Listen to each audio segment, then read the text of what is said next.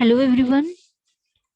Today in this video we are going to continue our previous topic which is the cone from analytic geometry and आज हम discuss करेंगे equation of tangent plane. हमें tangent plane का equation निकालना है, ठीक है। Equation of tangent plane to a given cone at a given point.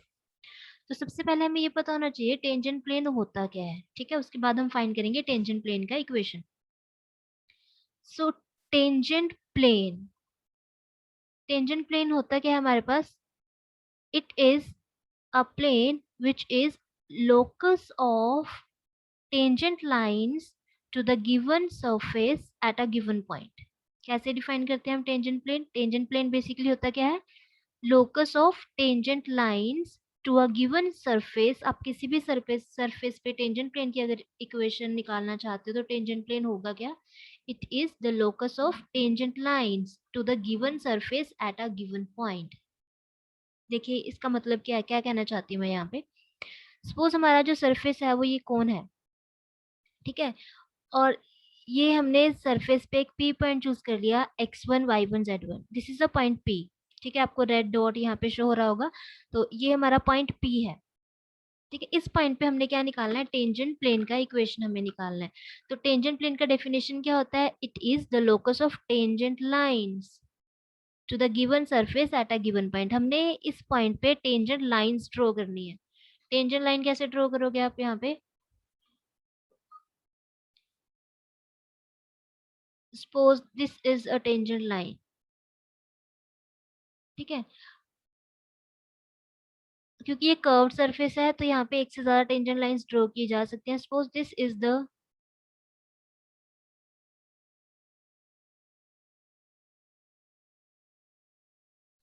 Tangent line to the given surface at a given point.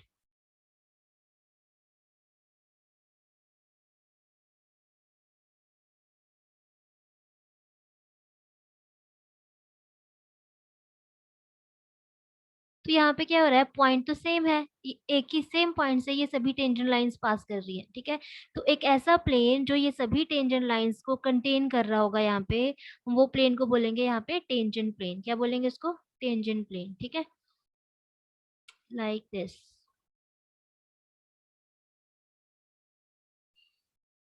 ठीक है। Suppose this is a plane which contains all the tangent lines to the given surface at the given point P. Then this plane is called tangent plane, ठीक है। इसको हम tangent plane बोलेंगे at a point P, ये कौन के लिए, ठीक है। तो यही डेफिनेशन का यूज करके हमने क्या करना है? टेंजेंट प्लेन का इक्वेशन फाइंड करना है गिवन कोन के लिए। हमें कोन का इक्वेशन गिवन है, हमें फाइंड करना है इक्वेशन ऑफ टेंजेंट प्लेन, ठीक है। तो देखिए हम कैसे फाइंड करेंगे equation of tangent plane.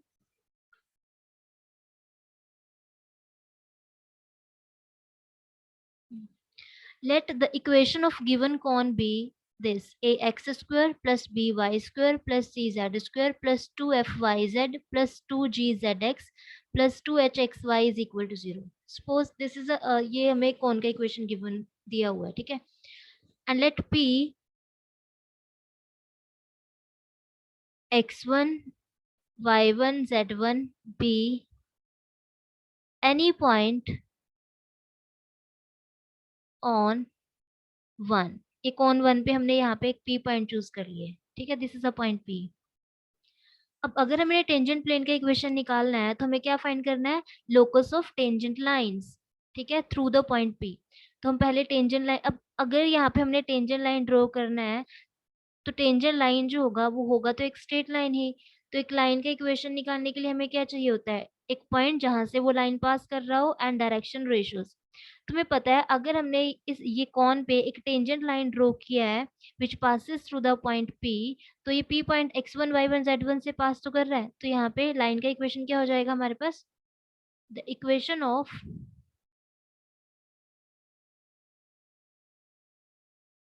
Any tangent line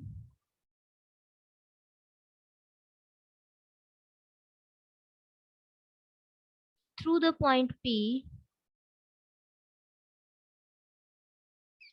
on 1 is.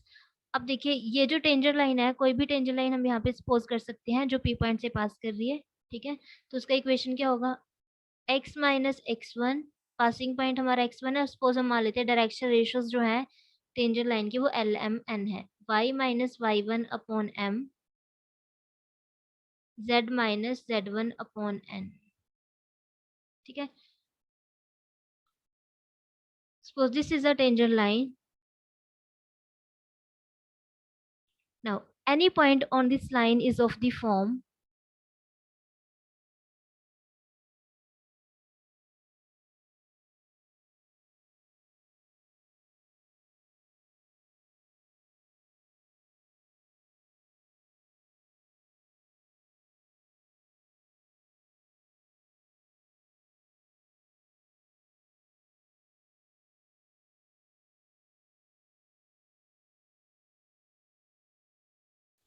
कैसे निकालेंगे हम इसको, के इक्वल रखेंगे यहाँ पे, तो any point on this line is of the form, कैसा दिखेगा, फर्स्ट कंपोनेंट को के इक्वल रखना है आपने, जैसे यहाँ पे x minus X one upon L is equal to K, तो यहाँ से क्या आएगा, x minus X one is equal to K L, तो x की वैल्यू क्या आ जाएगी हमारे पास, K L plus X one, तो x की वैल्यू कितनी आ रही है, K L plus X one.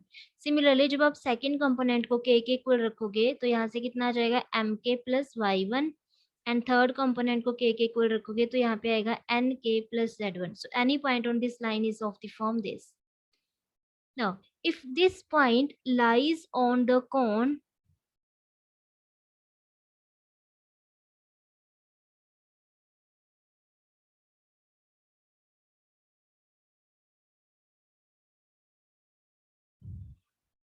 if this point lies on the given cone, then देखो हमने क्या निकाला है, any point on the tangent line, इस टेंजेंट लाइन पे हम कोई भी पॉइंट निकाल रहे हैं। ठीक है, तो फॉर सम वैल्यू ऑफ के, फॉर सम वैल्यू ऑफ के का कभी ना कभी ऐसा वैल्यू भी एग्जिस्ट करेगा जिसके लिए ये जो पॉइंट है वो हमारा कौन पे लाई कर रहा हो, कौन पे ही लाई कर रहा हो। ठीक है, तो if it lies on the given कौन, देन तो ये पॉइंट कौन की इक्वेशन को सेटिस्फाई भी तो करेगा ना, तो हम इसको उठा के कौन की इक्वेशन में पुट कर देते हैं। तो कौन की इक्वेशन क्या थी, ए एक्स स्क्वायर, एक्स की प्लेस पे आप एक्स कोऑर्डिनेट पुट करोगे ना, plus B Y square plus C, यहाँ पे होता है जेड स्क्वायर, जेड को हमने पुट करना है एन के प्लस जेड वन, और यहाँ पे था हमारे पास two F Y Z, Y की वैल्यू कितनी है, M K plus Y one, and Z कितना है, एन के प्लस जेड वन। यहाँ पे था टू जी जेड एक्स, जेड को हमने पुट करना है, ये जेड कोऑर्डिनेट है, टू जी जेड एक्स, और यहाँ पे था टू एच एक्स वाई।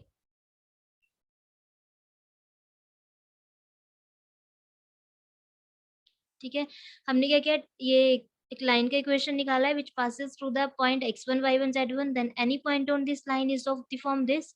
अगर ये पॉइंट कौन पे लाई कर रहा हुआ तो ये पॉइंट जो है वो कौन की इक्वेशन को सेटिस्फाई करेगा, हमने इसको कौन की इक्वेशन में पुट कर दिया है। अब इसको हमने थोड़ा सिंप्लीफाई करना है, सिंप्लीफाई करने के बाद यहाँ पे कैसी इक्वेशन आएगी, ये फॉर्मूला ओपन कर दे, यहाँ पे आएगा K square L square plus X one square plus two L X one K. Second term हम सॉल्व कर लेते हैं, यहाँ पे आएगा M square K square plus Y one square plus two K Y one M, N square K square plus Z one square plus two N Z one के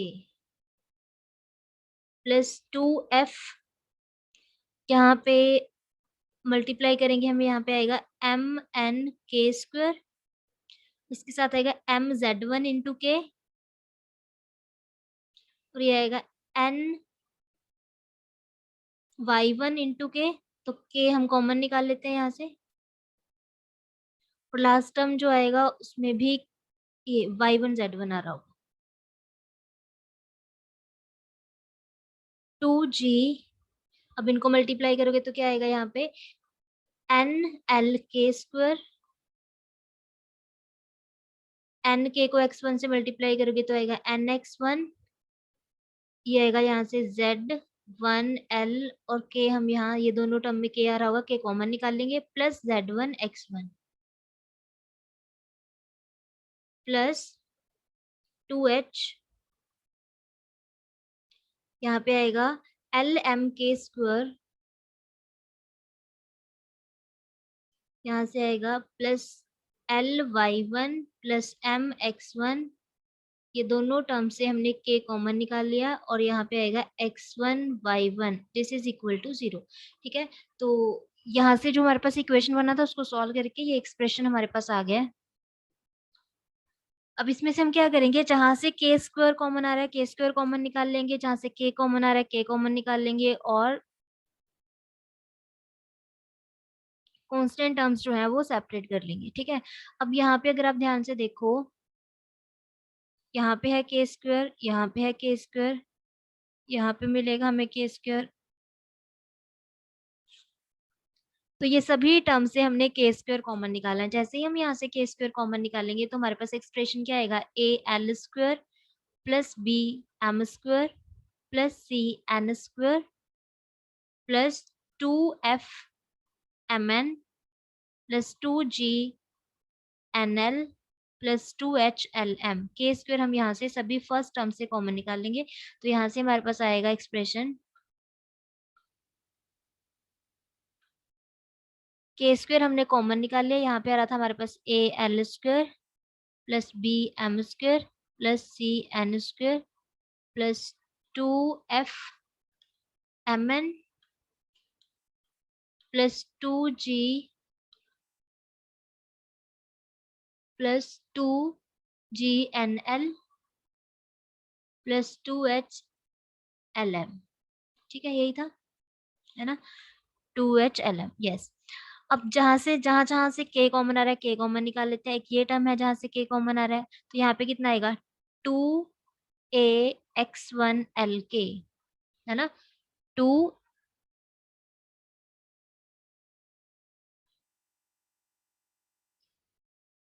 के 2K common निकाल लेते हैं। देखो 2K सभी टर्म्स में होगा, जहां पे K है ना वहां पे 2 भी है सभी टर्म्स में। 2K यहाँ से कॉमन निकाले तो बचा क्या, ALX1, ALX1। अब क्या कर रहे हैं हम, नेक्स्ट टर्म से जहां जहां से 2K कॉमन आ रहा है वो कॉमन निकाल रहे हैं, तो यहाँ पे आ रहा है ALX1, तो ये टर्म भी हमने सॉल्व कर लिया। अब यहाँ से हमने 2K कॉमन निकाल लिया, तो यहाँ पे क्या आएगा, BMY1, BMY1, और यहाँ पे है, यहाँ से आएगा, अगर 2K कॉमन निकाल लेते हैं, CNZ1, CNZ1। अब यहाँ से ये टर्म में K है, तो ये 2 और K हमने कॉमन निकाल लिया, तो बचा क्या, FMZ1, FMZ1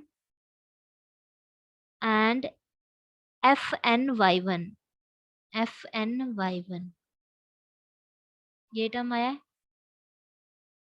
ये टर्म हमने सॉल्व कर लिया। अब इसके बाद यहाँ पे इसमें भी K आ रहा है, तो यहाँ से आएगा GNX1,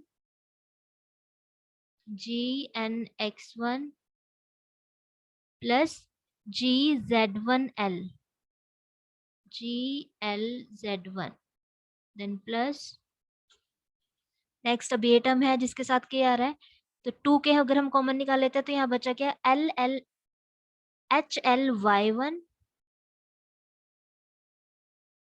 प्लस यहाँ पे आएगा HMX1, HMX1। तो ये वो टर्म्स हैं सभी जहां से K कॉमन आ रहा है। विदाउट के जो टर्म्स है वो अलग लिख लेते हैं। यहाँ पे आएगा AX1² BY1² CZ1², AX1² BY1² CZ1² plus यहाँ से आ रहा है 2FY1Z1 2GZ1X1 2FY1Z1 2GZ1X1, और लास्ट टर्म हमारे पास बचेगा 2HX1Y1 and this is equal to 0। तो ये इक्वेशन हमारे पास बन रहा है सॉल्व करने के बाद। ठीक है, नाउ दिस इंप्लाइज, यहाँ पे देखो ये है K² AL² plus BM² plus CN² plus 2FMN plus 2GNL plus 2HLM plus 2K। अब यहाँ पे ये देखो, यहाँ से जिन जिन टर्म से एल कॉमन आ रहा है एल कॉमन निकाल दिए, यहाँ पे ये ब्रैकेट में यहाँ से एल कॉमन आएगा, और कहाँ पे है, यहाँ पे है एल, एंड यहाँ पे है, तो एल कॉमन निकाल दे। यहाँ पे बचा क्या फिर हमारे पास, AX1 प्लस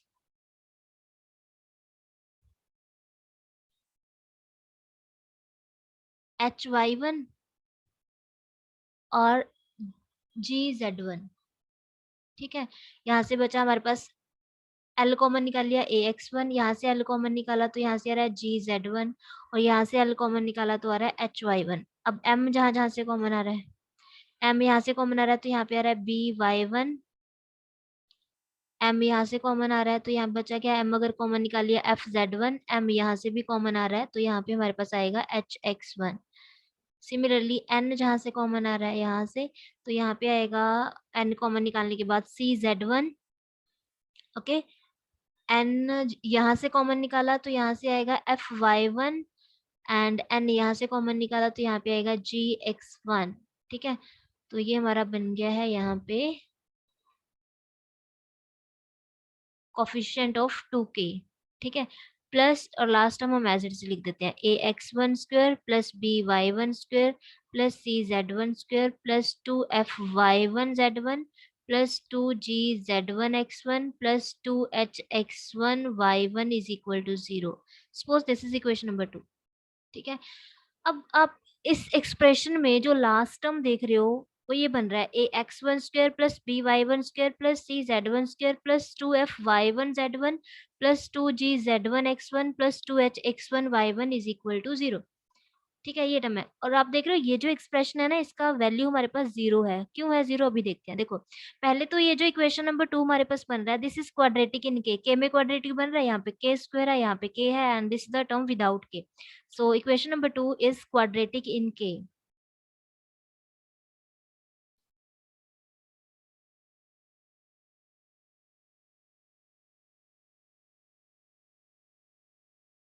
में एक क्वाड्रेटिक बन रही है, तो यहाँ से के की 2 वैल्यूज आएंगी, क्वाड्रेटिक है तो 2 रूट्स आएंगे। ठीक है, एक तो ये बात है। नाउ सिंस ये जो P पॉइंट हमने लिया था, PX1Y1Z1, दिस पॉइंट P, ये कहाँ पे लिया था, कौन पे लिया था, लाइज ऑन द कॉन 1। ये पॉइंट तो कौन पे लाई कर रहा है, तो ये तो कौन की इक्वेशन को सेटिस्फाई करेगा।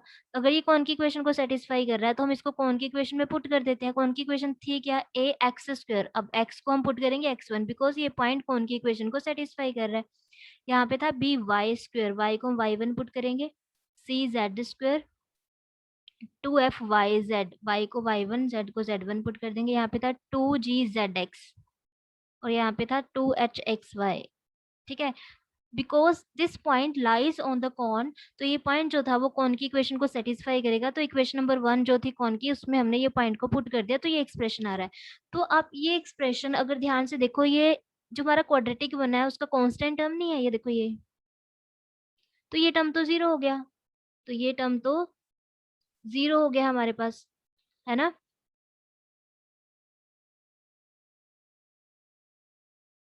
ठीक है, तो यहाँ से हमें क्लियर हो गया है कि ये जो हमारा क्वाड्रेटिक बन रहा है ना, उसका जो कांस्टेंट टर्म हमारे पास बन रहा था वो 0 होगा। क्यों, क्योंकि X1Y1Z1 जो पॉइंट है वो कौन पे लाई कर रहा है। तो एक क्वाड्रेटिक में अगर कांस्टेंट टर्म 0 हो जाए तो इट मीन्स वो क्वाड्रेटिक का एक रूट क्या होगा, 0 होगा।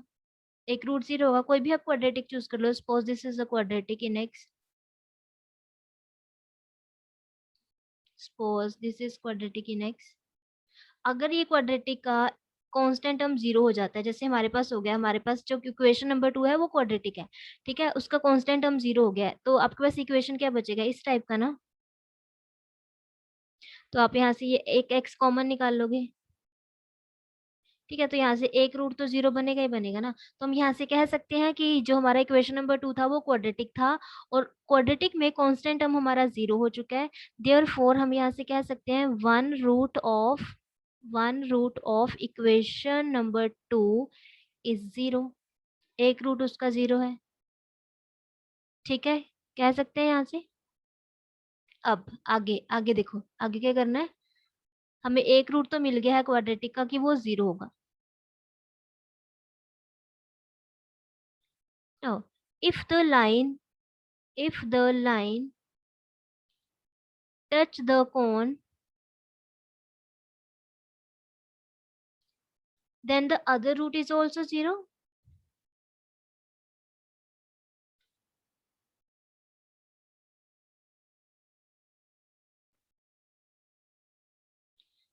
क्योंकि कांस्टेंट टर्म 0 थी तो क्वाड्रेटिक का एक रूट तो 0 बनना ही था, वो बन गया। अब हम बोल रहे हैं कि अगर वो लाइन जो x1 y1 z1 पॉइंट से पास कर रहा था, अगर वो लाइन कौन को टच कर रहा है, तो ये क्वाड्रेटिक का सेकेंड रूट भी 0 होगा। ये कैसे आया देखो, ये थी हमारे पास लाइन की इक्वेशन, ठीक है। हमने क्या किया, any point on this line निकाला और उसको कौन की इक्वेशन में पुट कर दिया। तो एक्चुअल में हम क्या कर रहे हैं, हम ये लाइन एंड ये कौन, इन दोनों का पॉइंट ऑफ इंटरसेक्शन निकाल रहे हैं। इन दोनों का, लाइन और कौन की इक्वेशन की तो सॉल्व कर रहे हो आप, तो हम लाइन एंड कौन का इंटरसेक्टिंग पॉइंट निकाल रहे हैं। तो अगर अगर ये लाइन कौन पे टेंजेंट है, तो ये लाइन और कौन में एक ही पॉइंट कॉमन होगा, एक सिंगल पॉइंट कॉमन होगा, है ना। तो इट मीन्स यहाँ पे जो ये जो क्वाड्रेटिक है, ये जो क्वाड्रेटिक फॉर्म हुआ है, इसके दोनों रूट सेम होने चाहिए। अगर ये लाइन टेंजेंट है तो ये क्वाड्रेटिक के टू डिफरेंट डिफरेंट रूट्स तो आ ही नहीं सकते, है ना। हम क्योंकि अगर के की टू डिफरेंट डिफरेंट वैल्यूज आ जाती हैं, तो आप वो के यहाँ पे पुट करोगे ना, के की फर्स्ट वैल्यू यहाँ पे पुट करोगे, एक पॉइंट आएगा और ये कौन पे लाई कर रहा है। फिर के की आप सेकंड वैल्यू इस पॉइंट में पुट करोगे, वो भी पॉइंट कौन पे लाई कर रहा है। तो ऐसे तो ये आ जाएगा, ये लाइन जो है वो कौन को टू पॉइंट्स पे कट कर रही है, लेकिन अगर ये टेंजेंट है फिर तो ये टच करके जाएगी ना एक सिंगल पॉइंट पे, तो के की टू डिफरेंट डिफरेंट वैल्यूज आ नहीं सकती। अगर ये लाइन कौन को टच कर रहा है, ये लाइन कौन को टच कर रहा है, तो यहाँ पे जो हमारा क्वाड्रेटिक फॉर्म हुआ है, इसके दोनों ही रूट सेम होने चाहिए, ठीक है। अब एक रूट तो 0 आ गया बिकॉज ऑफ दिस कंडीशन, क्योंकि ये पॉइंट कौन पे लाई कर रहा है। अगर एक रूट 0 आया और हमें ये भी पता है दोनों ही रूट सेम होने चाहिए, तो सेकंड रूट को भी क्या होना पड़ेगा, 0 होना पड़ेगा। तभी हमने यहाँ पे लिखा है if the line touch the cone, अगर लाइन कॉन को टच कर रहा है, then the other root is also 0, तो सेकेंड रूट भी क्वाड्रेटिक का 0 होगा। तो अगर सेकेंड रूट भी 0 हो जाता है क्वाड्रेटिक का, तो यहाँ से हमारे पास रिजल्ट आता है कि coefficient of K, therefore coefficient of K from equation number 2 must equal to 0। तो वो 0 होना, इसको 0 होना पड़ेगा। देखो फॉर एग्जाम्पल यहाँ पे देखो, ये था सपोज हमारे पास क्वाड्रेटिक, ठीक है। कांस्टेंट टर्म 0 हो गई है, तो हमारे पास बचा क्या, ये एक्सप्रेशन बचा था, इस टाइप का है ना, इस टाइप का एक्सप्रेशन होगा। तो यहाँ से हमें एक रूट तो मिल रहा था 0। अब हम बोल रहे हैं इस क्वाड्रेटिक का सेकंड रूट भी 0 है, एक रूट तो यहाँ से आ गया, अब ए के प्लस बी बचा, सेकंड रूट तो यहाँ से आएगा। अगर हम बोल रहे हैं सेकंड रूट भी 0 है, तो सेकंड रूट 0 कब हो सकता है, सेकंड रूट कब 0 होगा, अगर कोफिशिएंट ऑफ के हमारे पास क्या होगा, 0 होगा, तभी सेकंड रूट 0 बनेगा ना। अगर ये के का कोफिशिएंट ही हमारे पास 0 हो जाता है, अगर के का कोफिशिएंट 0 हो गया तो बी की वैल्यू 0 आ गई, यानी ये टर्म, ये जो टर्म है, अगर हम ये बोल रहे हैं ना कि इस क्वाड्रेटिक के दोनों रूट सेम है, एक रूट 0 आया, अब सेकंड रूट तो यहाँ से आना था ना, तो इसके लिए क्या होना पड़ेगा, जो कोफिशिएंट ऑफ के है हमारे पास यहाँ पे, उसको 0 होना पड़ेगा। बिल्कुल ठीक है, तभी होगा। फॉर एग्जाम्पल ये देखिए, अगर आप क्वाड्रेटिक ही ऐसे चूज कर लो, जस्ट इतना देखो, ए X square is equal to 0, बस, या ए के स्क्वायर इज इक्वल टू 0, तो इसमें हमें दिख रहा है ए इज नॉन 0, तो के स्क्वायर 0 होगा, तो इसके दोनों रूट क्या आ जाएंगे, सेम हो जाएंगे।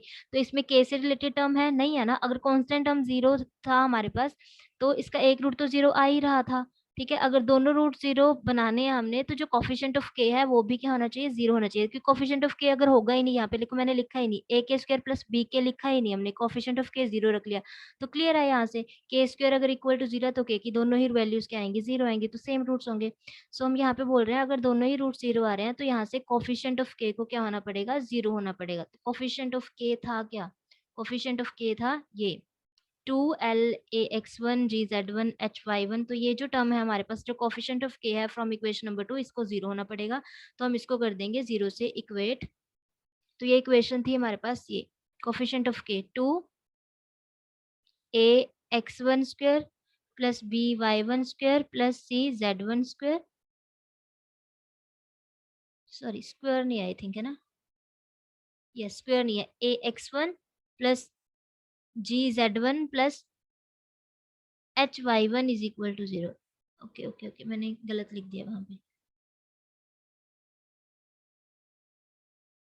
कोफिशिएंट ऑफ के को 0 से इक्वेट करना है, तो कोफिशिएंट ऑफ के है हमारे पास 2l A x one H Y one plus G Z one plus 2m H x one plus B Y one plus F Z one plus 2n G X one plus F Y one plus C Z one is equal to 0, ये आया। ठीक है, यही था coefficient of के, यहाँ पे इसको हमने कर दिया 0 से इक्वेट, इसको कर दिया 0। Suppose this is equation number 3। Now, this is the required condition. This is the required condition for the line 2, for the line 2 be a tangent to the given cone। ठीक है, ये लाइन टेंजेंट तभी होगी अगर के दोनों root same होंगे, और के दोनों ही रूट सेम तब आ रहे हैं अगर हमारे पास ये कंडीशन सेटिस्फाई होता है, कोफिशिएंट ऑफ के 0 होता है। ठीक है, तो this is a required condition for the given line to be a tangent to the given cone. अब हमने क्या करना था, हमने निकालना है, अगर हमने टेंजेंट प्लेन का इक्वेशन निकालना है तो हमें चाहिए था टेंजेंट लाइन का locus, locus of tangent line. तो आप देख रहे हो, अगर यहाँ पे ये टेंजेंट लाइन है, ये मूव करके यहाँ पे आता है, ये मूव करके यहाँ पे आता है, ये मूव करके यहाँ पे जाता है, तो ये टेंजेंट लाइन वेरी कर रहा है। एक ऐसा प्लेन जो ये सभी टेंजेंट लाइन को कंटेन करेगा वही टेंजेंट प्लेन होगा।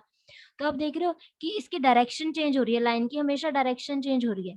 पहले यहाँ पे थी, इसकी डायरेक्शन चेंज होगी, यहाँ पे आ गई, डायरेक्शन चेंज हुई, यहाँ पे आई। तो अगर हमने लोकस निकालना है तो हमें यहाँ से जो डायरेक्शन रेशियोज थे इस लाइन की, यानी एल एम एन, उनको एलिमिनेट करना है। So to find the locus of tangent line, this is the tangent line, na? This is the tangent line, this is star। To find the locus of the tangent line star we have to eliminate lmn, because ये direction को represent कर रहे हैं। We have to eliminate lmn from equation number star and equation number 3। This is a required condition. यही यही ये condition है ना जो बताती है जो हमारा इक्वेशन स्टार है वो क्या होगा, टेंजेंट होगा गिवन कोन पे। ठीक है, so to find the locus of line star, यानी टेंजेंट लाइन का हम लोकस निकालना चाहते हैं, तभी हमारे पास टेंजेंट प्लेन आएगा। वी हैव टू एलिमिनेट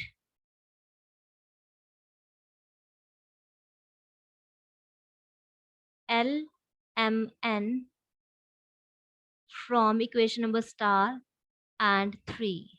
ठीक है, तो हमने यहाँ से एल एम एन को एलिमिनेट कर देना। कैसे हम एलिमिनेट करेंगे एल एम एन की वैल्यू, ये देखो, इस इक्वेशन से हमने L की वैल्यू निकालनी है। L कैसे आएगा, फर्स्ट एलिमेंट को के इक्वल हमने रखा हुआ है, ये देखो ये सभी कंपोनेंट्स इक्वल है। तो जब हमने इस ये x minus X one upon L को के इक्वल रखा है, तो आप यहाँ से L की वैल्यू भी तो निकाल सकते थे। L की वैल्यू कितनी आएगी, L को हम यहाँ पे इधर शिफ्ट कर देते हैं राइट हैंड साइड पे, के को लेफ्ट हैंड साइड पे। तो यहाँ से क्या आएगा, x minus X one upon के, कितना आएगा, x minus X one upon के। तो यहाँ पे आएगा 2, तो कॉमन ही निकाल देते हैं ना, 2 0, ये 2 कॉमन आ रहा है ना इस इक्वेशन से, 2 को तो हम 0 ही कर देते हैं। अब L की वैल्यू यहाँ पे हम क्या पुट कर सकते हैं, x minus X one upon के मैं अभी लिख नहीं रही हूँ, अभी बताती हूँ क्यों नहीं लिखा है। ऐसे ही हमने वही जो स्टार इक्वेशन है वहां से जब हम m की वैल्यू निकालेंगे वो आएगी y minus Y one upon K, और बाकी का एक्सप्रेशन हमने एज इट इज लिख दिया। एंड 2 हमने वैसे ही कॉमन निकाल दिया। जब आप n की वैल्यू निकालोगे तो वो आएगी z minus Z one upon के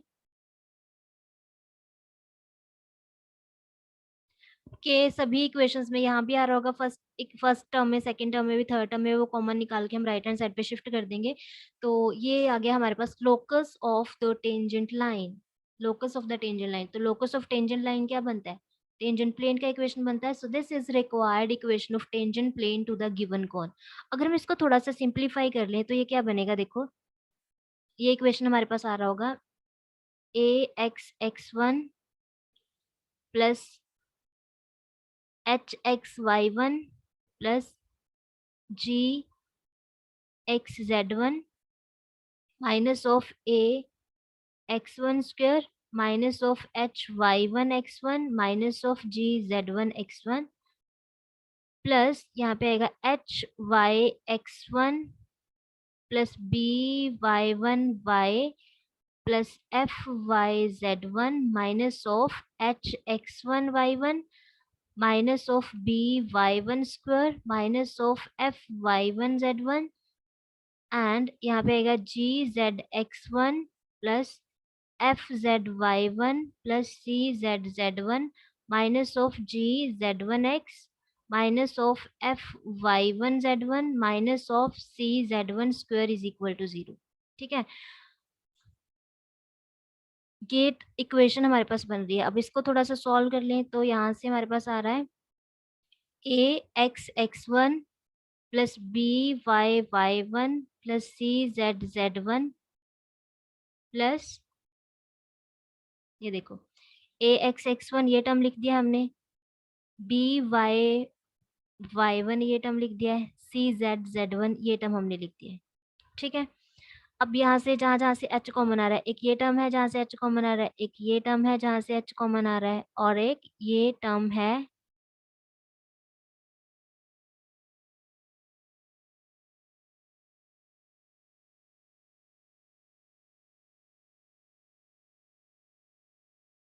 यहाँ से एच कॉमन आ रहा है। तो हम इसको ऐसे लिख सकते हैं, यहाँ से हमें पता है एच कॉमन आ रहा है ना, ये और ये टर्म्स, इसको भी एज इट इज लिख देंगे। ये यहाँ पे एच कॉमन निकालने के बाद यहाँ पे आएगा एक्स वाई वन, यहाँ पे आएगा वाई एक्स वन। कुछ नहीं करना है, बस ये टर्म्स को थोड़ा सिंप्लीफाई करके लिखना है हमने।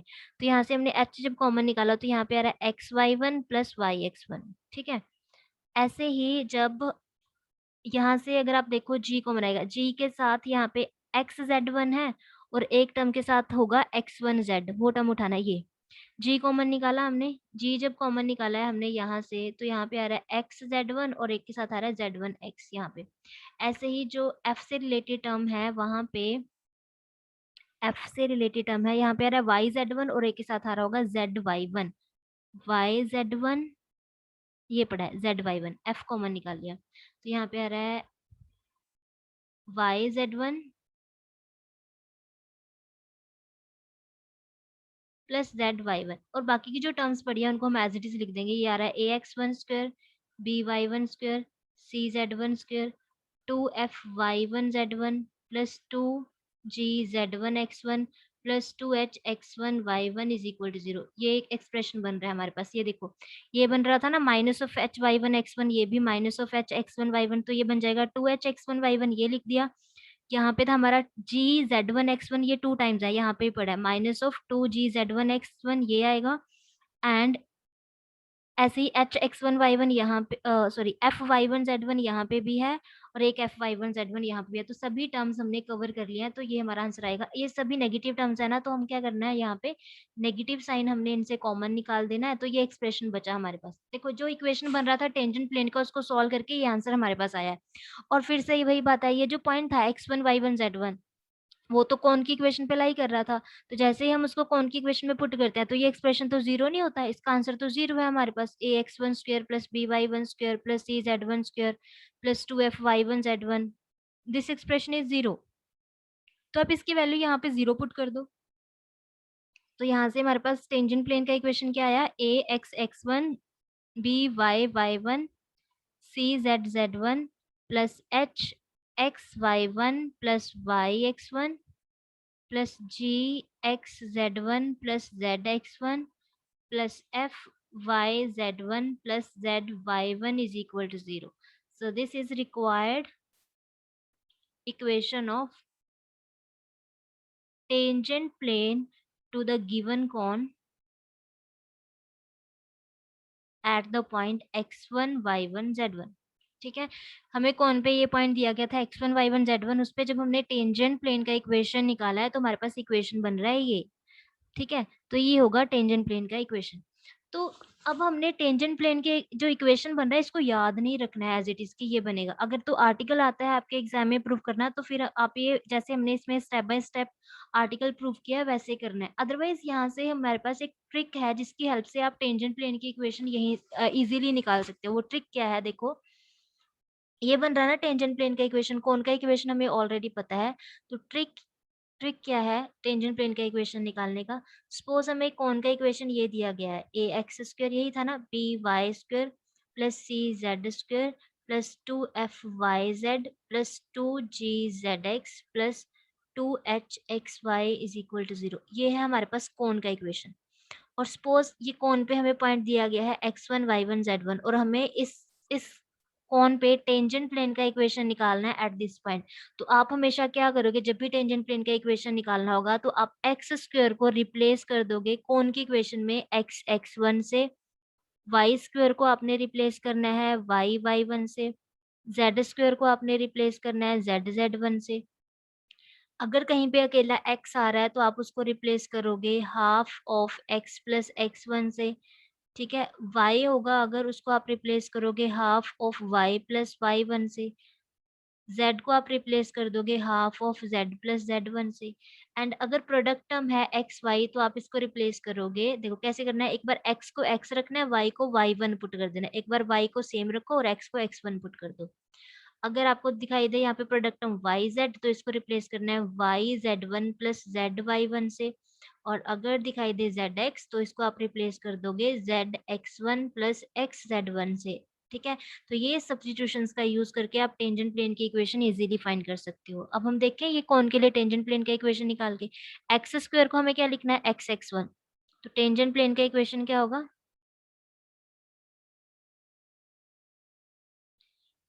ए एक्स स्क्वायर को हमने यहाँ पे लिख देना है x(x1), यही सब्स्टिट्यूशन बताई है। बी हमने एज इट इज लिखा, यहाँ पे वाई स्क्वायर को लिखना है y(y1). Similarly C as it is लिखा, जेड स्क्वायर को यहाँ पे लिख दिया z(z1). अब ऐसे ही 2f एज इट इज लिखा, प्रोडक्ट टर्म है यहाँ पे वाई जेड, तो मैंने वाई जेड को क्या बताया, क्या लिखना है आपने, हाफ लिखना है यहाँ पे, और यहाँ पे yz1 प्लस z y1 ऐसे लिखोगे।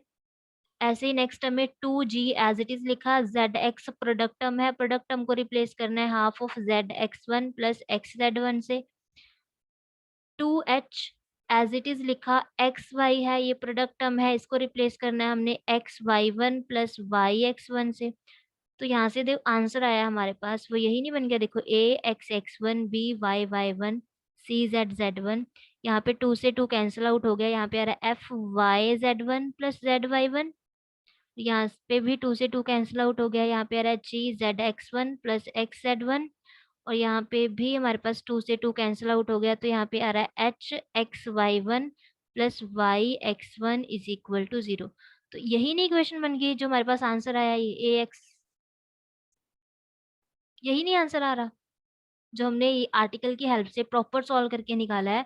तो अगर आप डायरेक्ट निकालते हो ये सब्स्टिट्यूशंस का यूज करके, टेंजेंट प्लेन का इक्वेशन सेम ही तो बन रहा है, सेम ही तो बन रहा है। ठीक है, तो अगर क्वेश्चंस आते हैं, आपने क्वेश्चन में टेंजेंट प्लेन का इक्वेशन निकालना है तो आप ये मेथड यूज कर सकते हो, आप ये सब्स्टिट्यूशंस का यूज करोगे। लेकिन अगर आर्टिकल प्रूव करना आता है तो आप बाय स्टेप जैसे हमने यहाँ पे प्रूव किया है वैसे क्वेश्चन को सॉल्व करोगे। ठीक है, अब एक क्वेश्चन कर लेते हैं जिसमें टेंजेंट प्लेन का इक्वेशन हमें फाइंड करना है।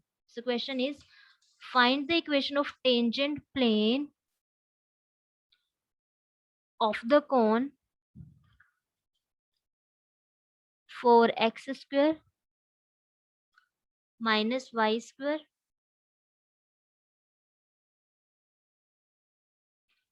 plus 2z square plus 2xy minus of 3yz plus 12x minus of 11y plus 6z plus 4 is equal to 0. Find the equation of tangent plane to this cone at the point -3 0 -1। ये point हमें कौन पे दिया गया है, इस point पे हमें टेंजेंट प्लेन का इक्वेशन निकालना है।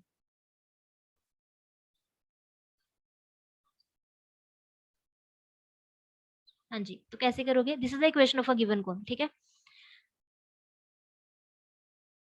So equation of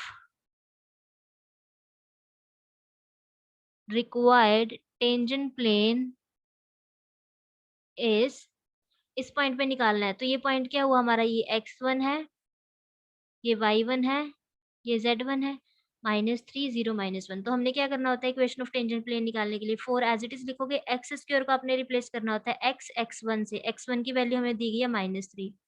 Y square को रिप्लेस करना होता है y y1 से, y1 की वैल्यू 0 है। यहाँ पे z स्क्वायर को हमें रिप्लेस करना है z z1 से।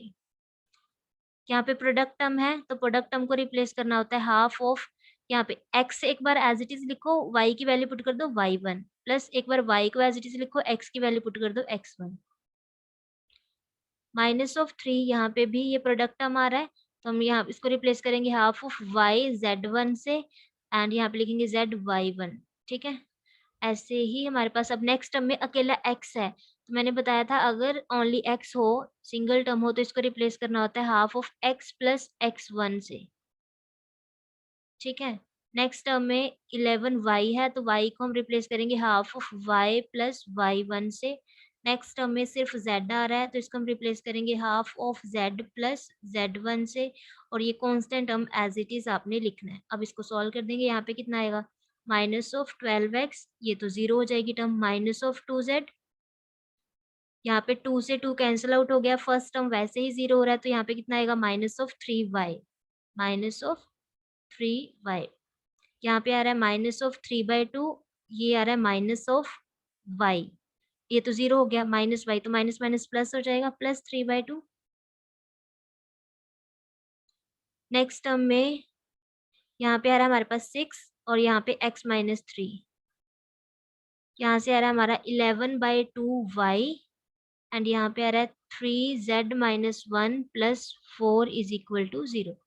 अब इस इक्वेशन को प्रॉपरली सॉल्व कर लेते हैं। अगर हमने इसको 2 से मल्टीप्लाई कर दिया है ना, 2 से मल्टीप्लाई कर दिया तो यहाँ पे कितना आएगा,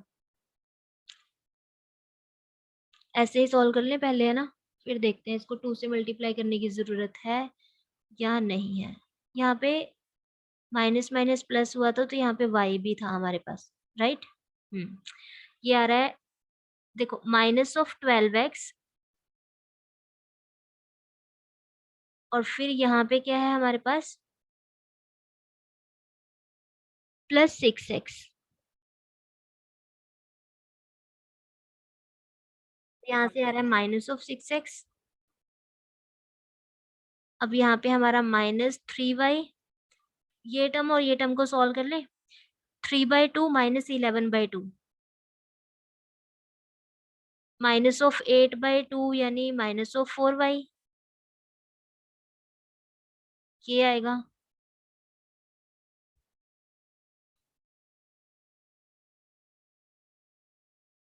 तो हमने ये टर्म भी सॉल्व कर लिया, y से रिलेटेड, ये -3y, एक टर्म यहाँ से आ रहा है, z से रिलेटेड टर्म है -2z, और एक हमारे पास आ रहा है 3z, एंड कांस्टेंट टर्म्स हैं हमारे पास -18 -3 + 4 = 0।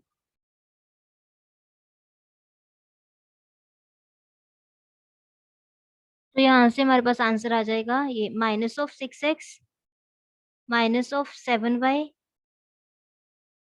+ z -6x -7y + z, and constant term क्या आ रहा है, this is +1 -17 = 0। So this implies equation of required tangent plane is, अगर आप यहाँ से नेगेटिव साइन कॉमन निकाल दो, so equation of tangent plane is this. So this is how you have to find the equation of tangent plane to a given cone at the given point. I hope आपको ये trick भी clear हो गया होगा और article भी clear हो गया होगा कि हमने कैसे टेंजेंट प्लेन का इक्वेशन फाइंड करना है, टेंजेंट प्लेन होता क्या है और क्वेश्चन से कैसे डील करना है। तो आज के लिए इतना ही, इससे रिलेटेड आर्टिकल, नेक्स्ट आर्टिकल और क्वेश्चन जो है वो हम नेक्स्ट वीडियो में डिस्कस करेंगे। So thanks for watching.